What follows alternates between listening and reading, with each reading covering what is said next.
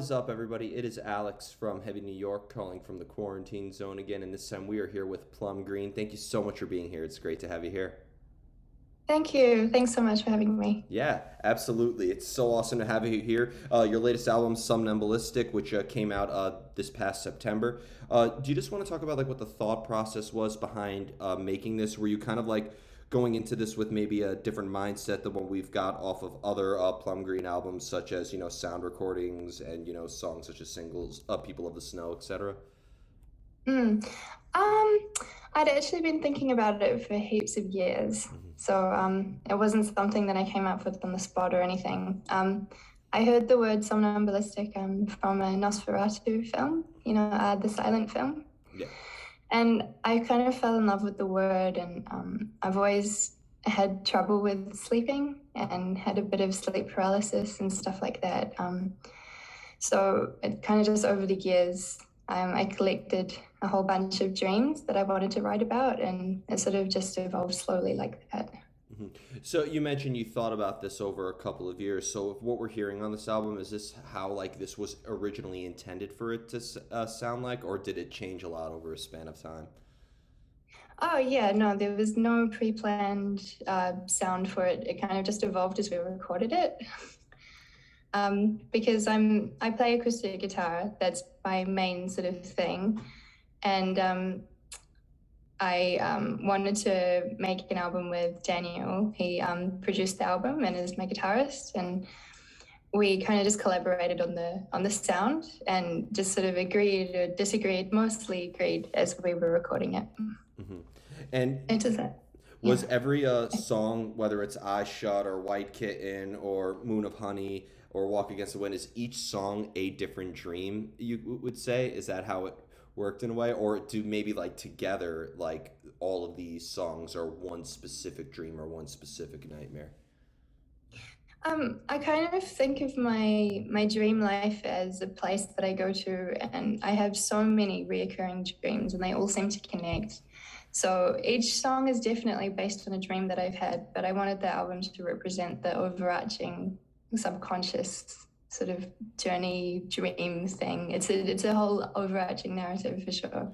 It's amazing to hear you say that because I actually go through the same thing in my dreams too. Like, are there usual places that you visit or usual people that you see in a way that you like that you're addressing on this album? Or being that you mentioned you have a lot of reoccurring dreams, can like two songs maybe mean the same thing or something?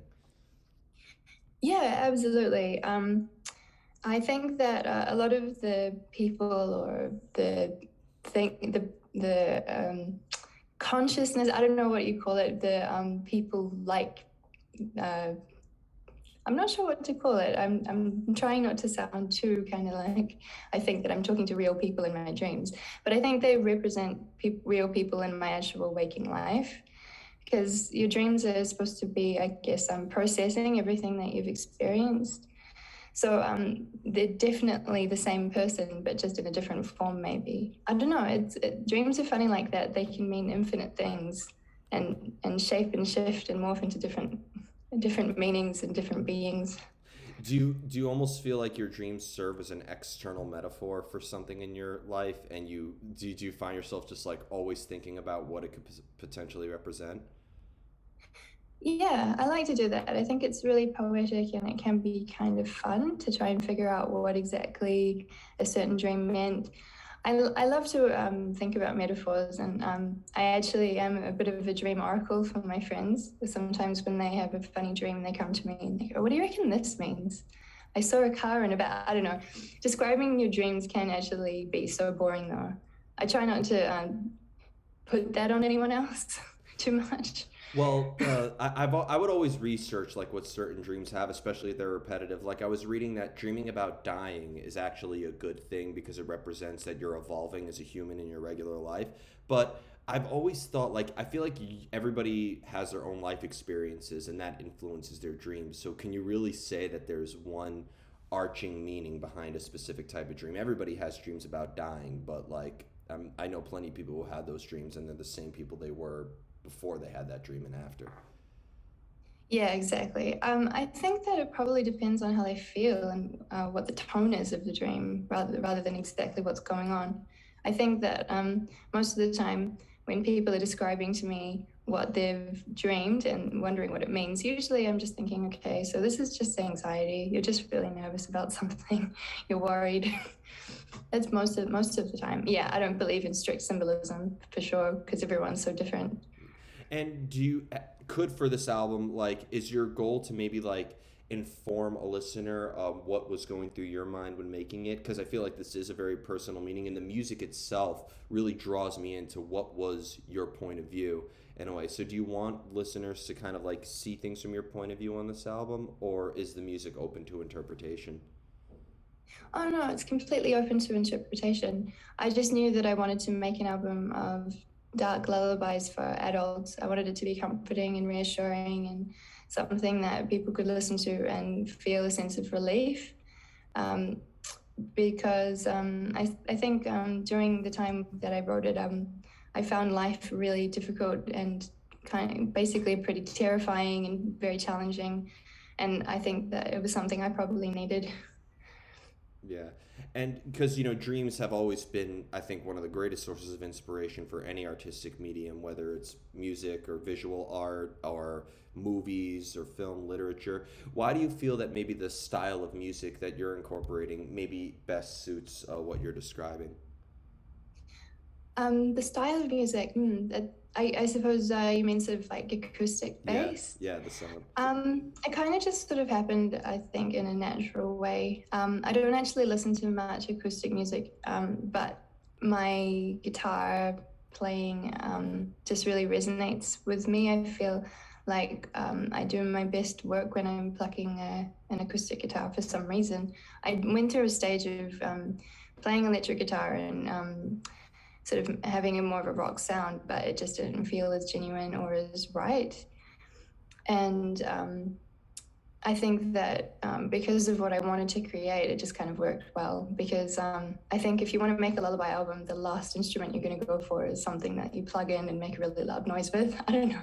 Yeah, It just yeah. Unless you're a raver, then everything is done by synth. But yeah. yeah. I mean, there are some people that do like to sleep with like Marilyn Manson on or something, so that does make sense. I've fallen asleep at plenty of death metal shows, but I don't think that's a good reflection on the artist. So who knows? Um, but has there ever been a time, though, being that this album was written from a more personal place? Can was there also maybe a lot of external sources of inspiration as well? Were you looking at maybe nature or the world? These are clearly uncertain times that we've lived in. Has maybe, especially in Australia, with everything that's happened with the lockdown and the fires and everything like that, did that maybe influence this as well, or did everything come strictly from your dreams? Oh no, yeah, definitely the world. My father, he's retired now, but he was a political science lecturer, and I think it's kind of nice that he raised me with a fairly good level of awareness of situational kind of circumstance around the world, and it is overwhelming. It is quite upsetting at times, and I think especially with the song Eyes Shut, I was getting to a point where I realized that if I continued to focus so much on what was going on in the world, that I wouldn't be useful to people who I care about that are around me. Sometimes you have to really take care of yourself and push things away so that you're not letting them just completely encompass you. Take a small space for yourself just to try and only focus on what you can see. And that really helped.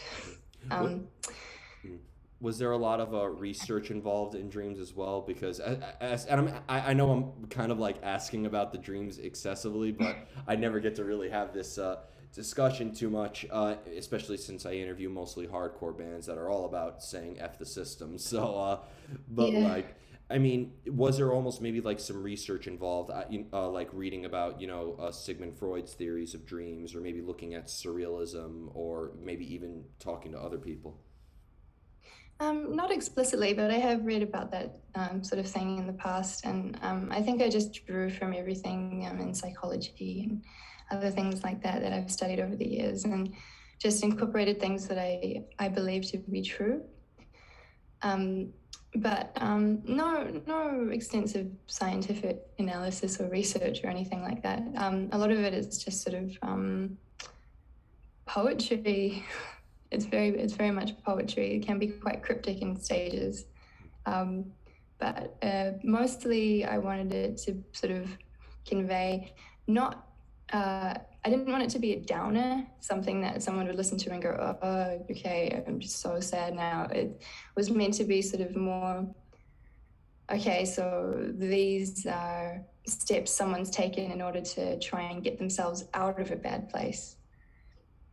So it was kind of cryptic, but also it has meaning that is very strong behind it.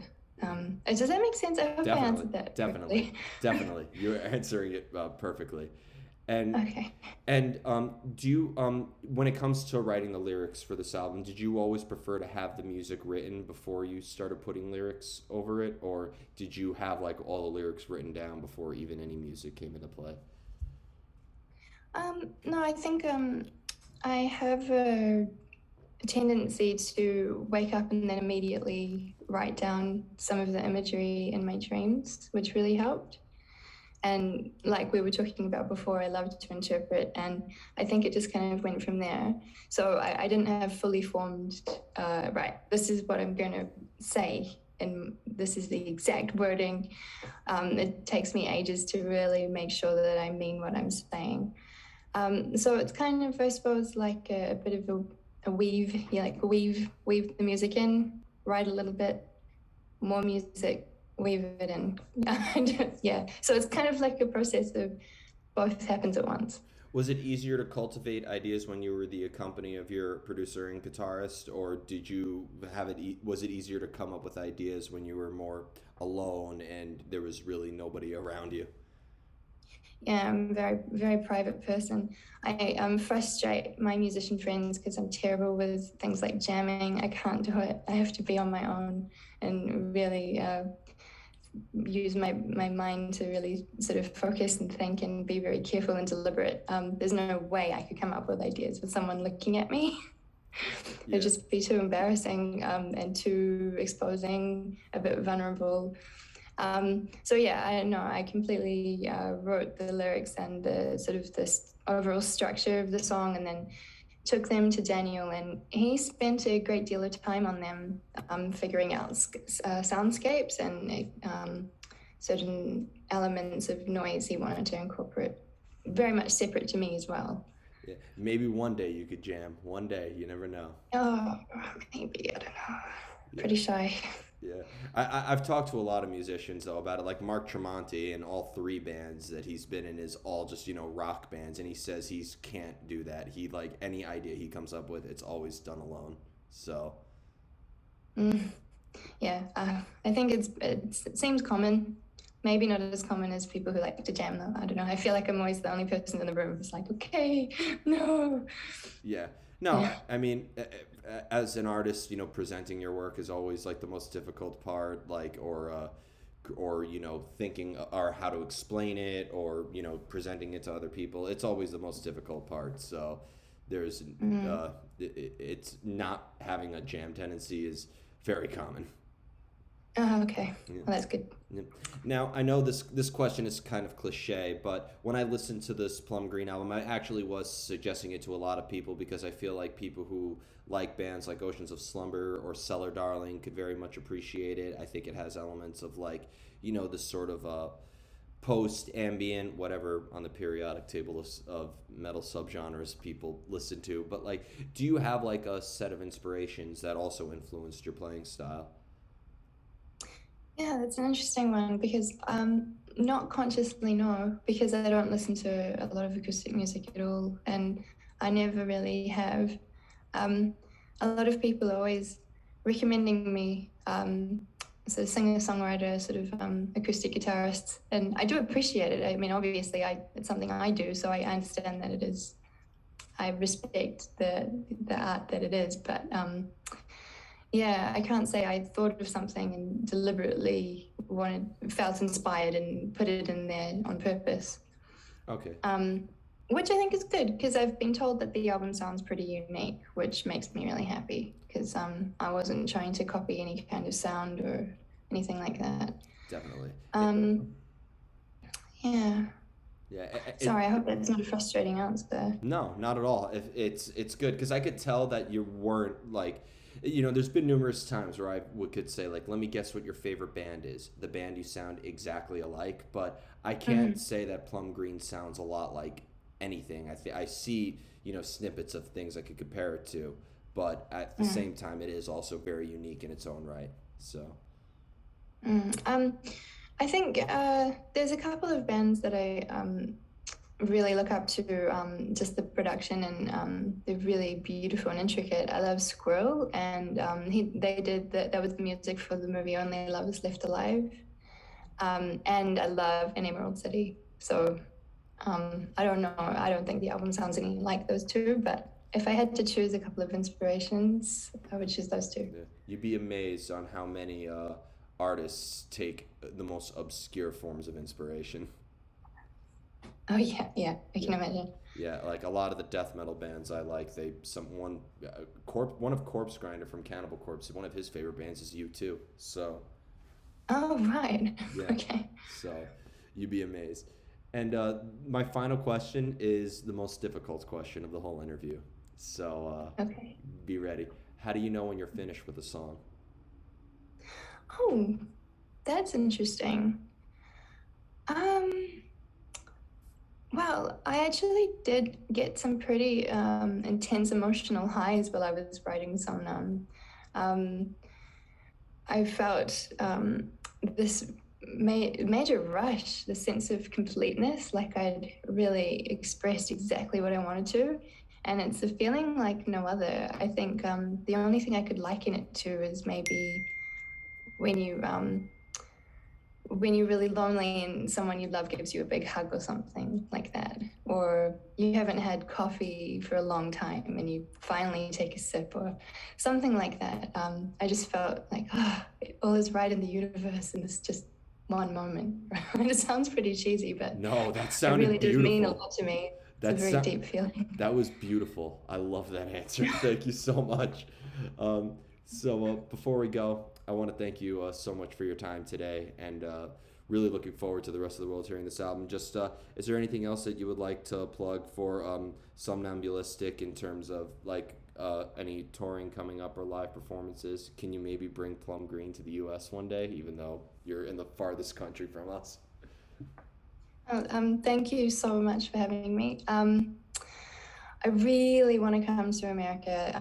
The label is American. Hopefully, we can sort something out like that. If it's possible, definitely want to come. At the moment, we're looking at touring Europe, so it wouldn't be that much of a stretch to just take a flight to America from there, but I think we'll just have to see. All right. Well, it'll be worth the wait. Thank you so much, everybody. We are here with Plum Green. Be sure to check out the brand new album, Somnambulistic, out now. This is Alex from Heavy New York, and we will see you next time.